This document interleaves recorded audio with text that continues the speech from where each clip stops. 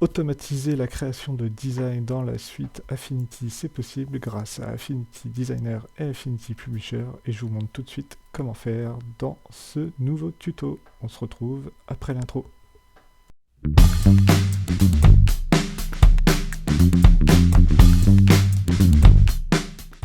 Salut à tous, c'est Laurent et bienvenue dans ce nouveau tuto sur Affinity Designer et Affinity Publisher, puisque ici on va utiliser le combo des deux pour automatiser nos designs, et je vais vous montrer donc comment faire un design pour les décennies en print on demand sur des t-shirts, sur des carnets, ça peut se vendre un petit peu partout, sur des tasses aussi. Et donc pour cela on va créer un design comme celui-ci dans Affinity Designer. Et on va venir créer aussi un tableau Excel grâce à Google Sheet. Et je vous montre ça tout de suite.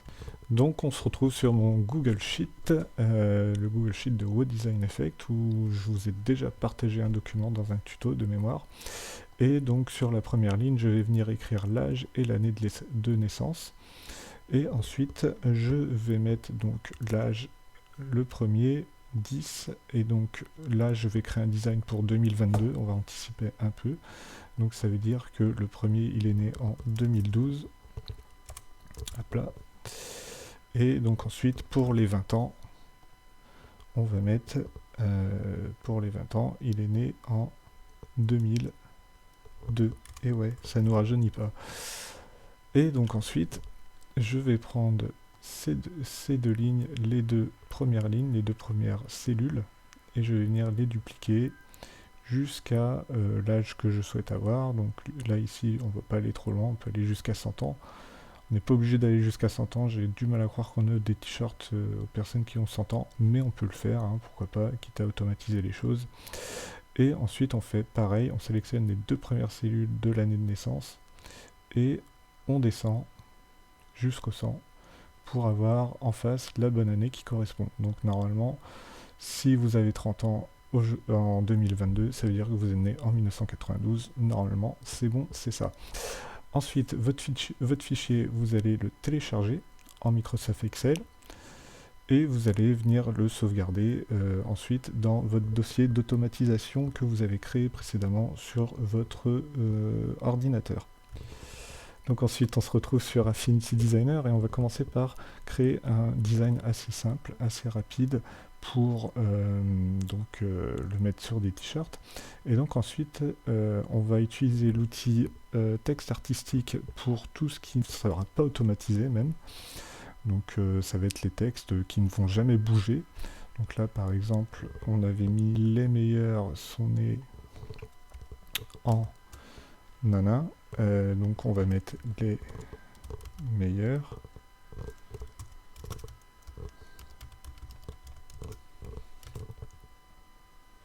en majuscule. On choisit une typo hein, comme on veut. Moi j'avais pris la Anton. Je trouvais qu'elle fonctionnait bien. Hop, on ajuste notre texte. Hein. Moi je vais mettre tout en largeur de mon design. Hop. Et ensuite je vais dupliquer ce texte là qui ne sera pas modifiable non plus, que je ne vais pas automatiser, et je vais le mettre en Bebas News. Hop, une typo que j'apprécie aussi. Hop, voilà. Et donc on va mettre son nez en tac. On va le réduire un tout petit peu. On va le centrer. Tac. Donc là, hein, je fais le design rapidement. Je ne vais pas vous expliquer non plus tout ce qu'il faut faire. Hop, après, vous allez le faire à votre sauce. Je vais inclure certains graphismes que j'ai déjà mis en bibliothèque sur Affinity. Donc ça fera l'objet d'une prochaine vidéo sûrement. Je vais vous montrer comment faire des bibliothèques de symboles. C'est vraiment pas compliqué, vous allez voir. Donc ça, pareil, on va le centrer, hein, quitte à faire les choses bien. Donc les meilleurs sont nés en, ça va pas bouger. Ici, entre ça et ça, on va venir mettre notre date. Donc là, on va utiliser l'outil zone de texte, parce que ça, c'est zone de texte là qui va être modifiable et que Affinity Publisher va détecter. Donc ici, on va pouvoir mettre la date avec une typographie, hop, de votre choix. Donc là, je vais mettre 1982 par exemple. Je vais bien venir l'ajuster au milieu de ma mise en page, hop, bien la centrer au milieu de ma mise en page, et puis bah là, on va pouvoir mettre une taille de police appropriée. Donc vous voyez que 288 c'est un petit peu trop gros, donc avec la souris, soit avec la roulette de votre souris, vous pouvez réduire la taille. Donc là, je vous conseille quand même d'avoir une taille plutôt convenable pour votre design. Et ensuite, vous pouvez venir ajuster tout ça. Hop. Tac. Pour pas que les petits symboles, les petites étoiles touchent aussi les numéros. Donc ça, ce sont des choses à anticiper hein, pour éviter d'avoir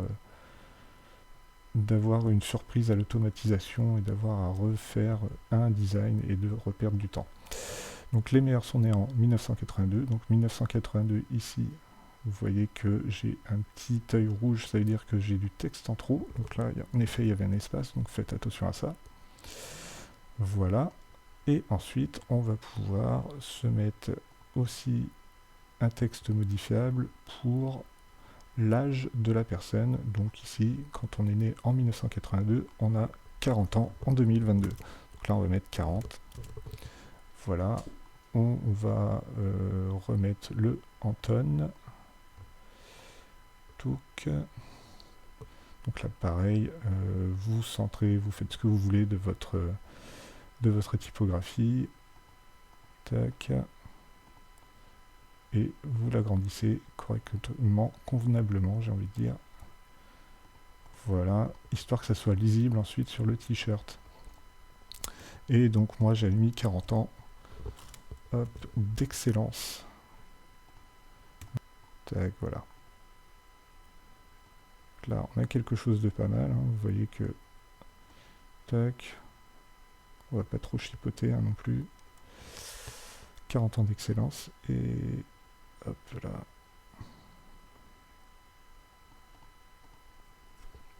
Donc je laisse quand même un peu de place pour les âges à 3 chiffres, mais je sais que je vais pas les publier ceux-là. Donc voilà. Ensuite, vous sauvegardez votre design. Donc la série Anniv 2022, on fait un CTRL S. Et donc ensuite, on va pouvoir venir modifier notre design dans Affinity Publisher. Et pour cela, vous allez tout simplement cliquer sur Fichier, modifier dans Publisher. Donc vous cliquez dans Modifier dans Publisher, hop. Et donc là vous avez Affinity Publisher qui va s'ouvrir. On patiente un peu. Je vais peut-être accélérer la vidéo, pas sûr. Et donc là votre design s'est ouvert. Et donc vous voyez que vous avez bien des textes qui sont éditables. Et vous allez tout de suite vérifier si le panneau champ est bien ouvert, car ce panneau va vous être utile. S'il n'est pas ouvert, vous allez dans Affichage, Studio, et vous cliquez sur Champ. Et donc ensuite, on va pouvoir commencer à importer tout ce qui est données de fusion. Donc vous voyez là, je l'ai ouvert. On a des sources et des fusions index. Et donc on va dans Documents, et on va ouvrir le gestionnaire de fusion de données. Et donc, avec ce gestionnaire-là, vous allez aller chercher, importer tout simplement votre source de fusion de données qui est votre fichier Excel que vous avez créé avec Google Sheet. Donc moi je l'avais préparé à l'avance, hein, donc là j'ai l'automatisation des âges anniversaires. Donc vous voyez qu'on a bien notre liste. Et donc je fais ouvrir.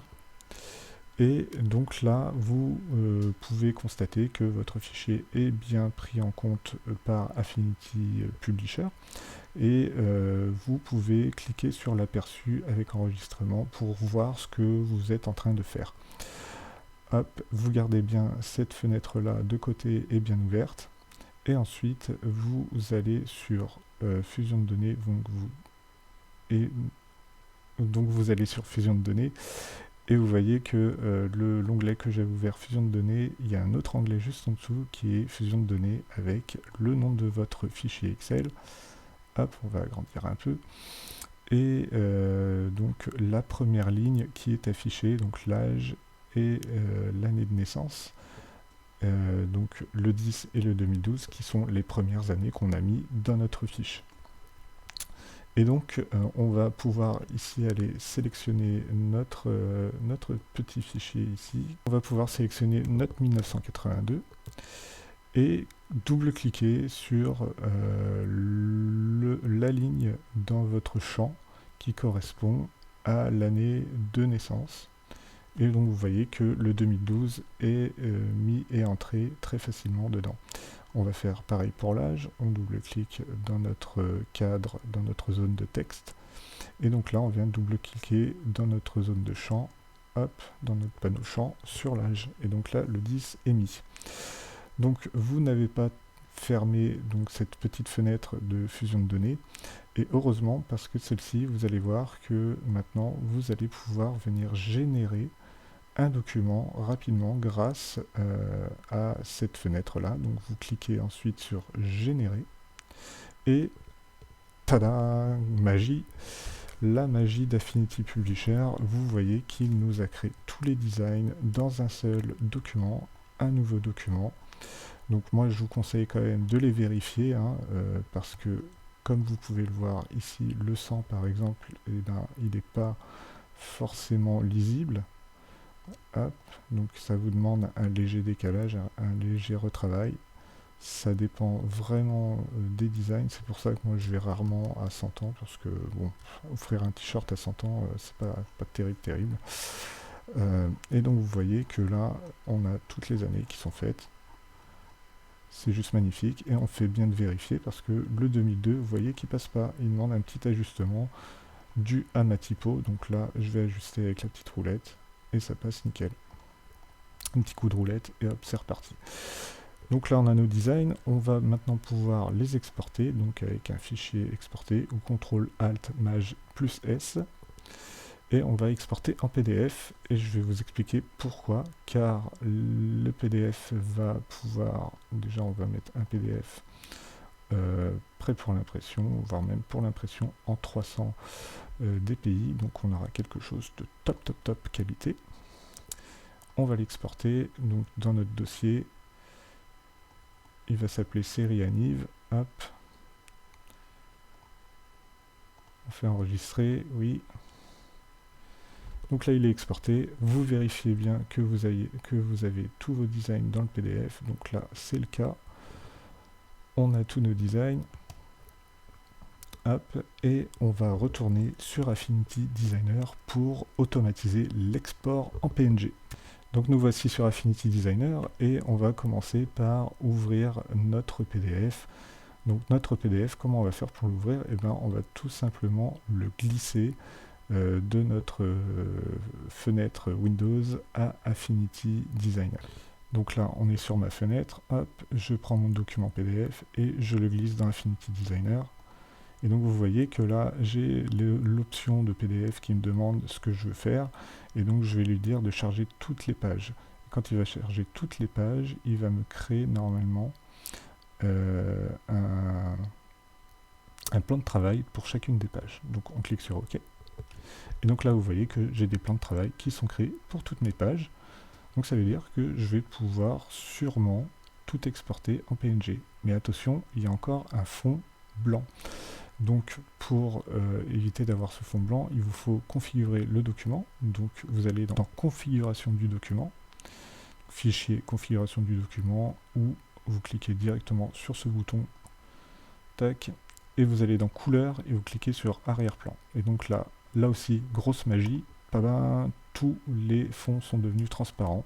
Vous le voyez grâce à ce fond qui est en damier. Donc là ça veut dire que tout est transparent, donc c'est nickel.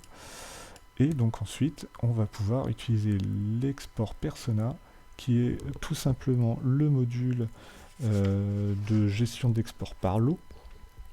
Et donc en fait, ce module d'export, vous allez devoir d'abord créer des tranches sur vos calques. Et donc pour créer des tranches, en fait, les tranches elles vont vous permettre vraiment de bien séparer chacun des plans de travail, de chacun des designs, tout simplement. Et donc ces tranches-là, vous sélectionnez la première page, vous maintenez Shift, et vous allez sélectionner la 10e page. Donc vous cliquez ensuite sur Créer une tranche.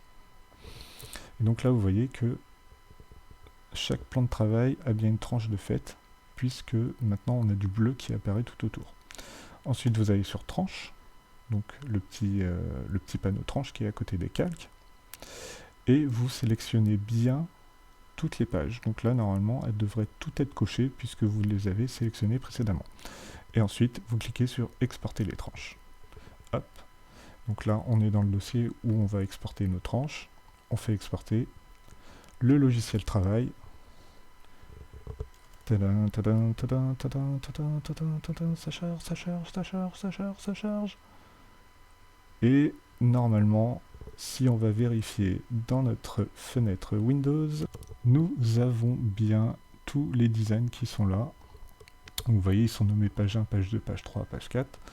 Mais on a bien les meilleurs sont nés en 2012, donc noir sur noir, c'est magnifique.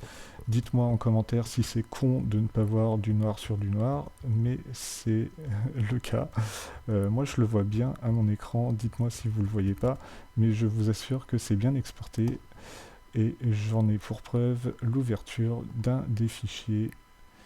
Donc ouvrir, hop, ici, tac, et voilà, on a un fichier PNG prêt à être mis sur les marketplaces.